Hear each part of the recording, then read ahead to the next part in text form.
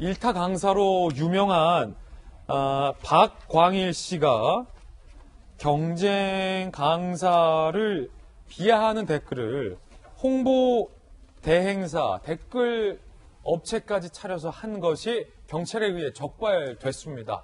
함께 보시죠. 일타 강사 박광일 씨, 수능 국어 일타 강사죠. 수백 개 차명 아이디로 댓글 조작 업체를 차렸다. 경쟁 강사를 비하했다. 외모 비하, 발음 지적, 인신 공격. 박 강사는 명예훼손 혐의로 구속이 됐습니다.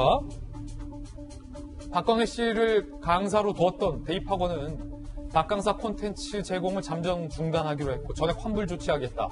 수험생들은 수업을 못 듣게 돼 입시에 차질이 있다. 시간은 어떻게 배상할 거냐라며 반발을 하고 있는 그런 상황인데, 자, 정익준 변호사님, 네. 도대체 무슨 일을 박광일 씨가 한 건지부터 범죄 혐의 좀 상세하게 좀 설명 좀 부탁드립니다. 일단 댓글을 달아가지고 예. 비방하는 댓글을 달아서 경쟁 강사한테 그 명예훼손을 했는데, 일반적으로 명예훼손이라고 하면 내가 저 사람 기분 나쁘다 해가지고 욱하는 마음에 이걸 다는 거겠지만, 제가 봤을 때는 그것이 아닌 것 같고, 저렇게 비방을 함으로 인해 가지고 경제적 이익이 저 수능 강사한테 귀속이 되니까, 그러니까 법원에서도 더 이 부분을 중하게 생각해서 죄질이 안 좋다 생각을 해서 구속까지, 명예훼손으로 구속된 경우가 사실 많지 않거든요. 별로 없는데 구속까지 이르게 된 것 같고. 업체를 차렸다고요, 아예? 일타 네네. 강사가? 그러니까 저도 저게 말이 되나 처음에 생각을 했었거든요. 예.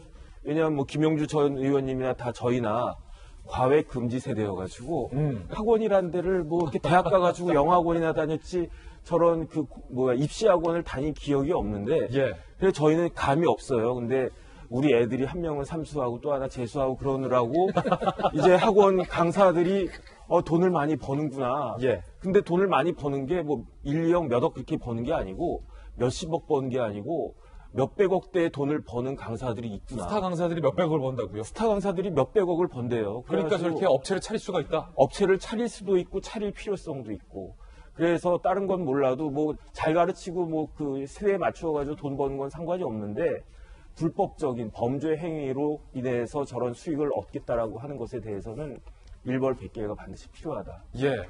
특히나 우리 자라나는 청소년들, 그 중요한 시기에 있는 수험생들에게 많은 영향력을 미치고 그 대가로 뭐 막대한 연봉까지 벌고 있는 이 스타 강사들이 이런 범죄 행각을 벌이고 있다는 것은 일벌백계해야 한다라는 말씀이 상당히 인상 깊은데, 한 강사 A씨가 2019년에 이 같은 의혹을 제기한 바 있습니다. 들어보시죠. 이분이 그 파랑이시오. 이렇게 한국에서 댓글을 내어 필리핀을 보냅니다. 왜? 아이디 규정을 막기 위해서. 아이디별 컨셉을 설정해서 학년, 문이과, 성별, 수강 과목 등 비하자금형 아이들도 사이트 설정을 다 해놓은 거예요.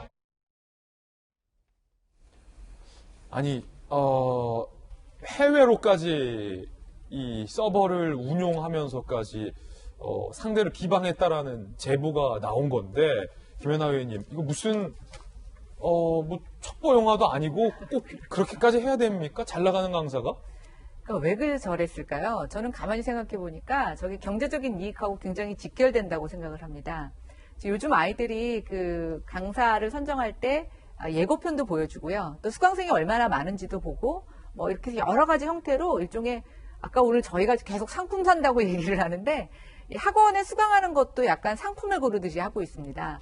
그러다 보니까 그 강의에 대한 일종의 아이들의 소감, 댓글 이런 것들이 아이들이 강의를 선택하는데 저는 영향을 미친다고 보고 있고, 저 강사 입장에서는 뭐 제가 언뜻 들어보니까 연 수입이 한 150억 정도 됐다고 하더라고요. 물론 거기에는 얼마나 많은 학생을 끌어모으느냐가 굉장히 관련이 될 수 있다고 보여지는데, 뭐랄까 지나친 경쟁이 사람을 저는 뭐 저 정도까지 망친 게 아닐까라는 생각이 드는데, 좀 안타까운 건 저런 어른들 사이에 좀 비정상적인 경쟁 심화가 하필이면 왜 교육계에서 일어났을까. 그래서 우리 아이들도 공부해가지고 저런 스타 강사 되려고 하는 게 아닐까. 또 요즘 돈을 많이 벌면 그 버는 과정에 대한 정당성이나 이런 것보다는 오로지 결과만 갖고 보는 좀 사회적인 풍토, 또 그 사람들이 누리는 어떤 사회적인 부에 너무 언론의 초점이 가 있는 것 자체도 이런 현상과 좀 같이 우리가 봐야 되는 상황이 아닐까 생각해 봅니다. 예. 한 스타 강사는 내 연봉이 100억 이하로 떨어져 본 적이 없다라는 인터뷰를 하기도 했었는데, 그 대목 들을 건데, 글쎄요. 저는 이 스타 강사들의 연봉이 과연 정상적인 임금 구조인지에 대해서도 많은 의문이 제기될 것으로 예상이 됩니다. 일단 들어보시죠. 통장 잔고 보면 한타오지 않을까요? 통장에 돈 많이 없어. 거의 대부분 건물과 빌딩을 가지고 있기 때문이지. 건물을 쓰고 운행해주세요. 많아서 모르겠는데 람보르기니 유지료보다 요트 유지료가 한 10배 정도 비싼 것 같습니다. 저희 연봉이요. 2014년에 연봉을 100억을 넘었고 그 후로 항상 그 아래로 내려간 적이 없습니다. 자, 높은 연봉만큼 책임감도 좀 가지시기를 권고합니다. 그런가 하면 뉴스 속보가 지금 들어왔는데 지금 내용과는 상관이 없지만 박근혜 전 대통령이 서울구치소 확진자 직원과 밀접 접촉했다라는 사실이 뉴스 속보로 들어왔고요. 확진된 직원은 박 전 대통령 통원 치료 시 차량을 동승했다. 그러니까 매우 밀집된 공간에 함께 있었다라는 사실이고요. 박 전 대통령이 오늘 PCR 검사를 할 예정이라고 합니다. 직원이 마스크를 쓰고 있었다고는 하나 박 전 대통령이 지금 굉장히 장기간 수감이 되어 있고 건강 상태도 좋지 않은데 확진 직원과 한 차량에 밀접 접촉했다라는 사실까지 지금 확인되면서 굉장히 확진 여부에 대해서 우려가 제기되고 있는데 이 뉴스 속보 전해드렸고요. 그 결과에 대해서 저희가 취재해서 알려지는 대로 전해드리겠습니다.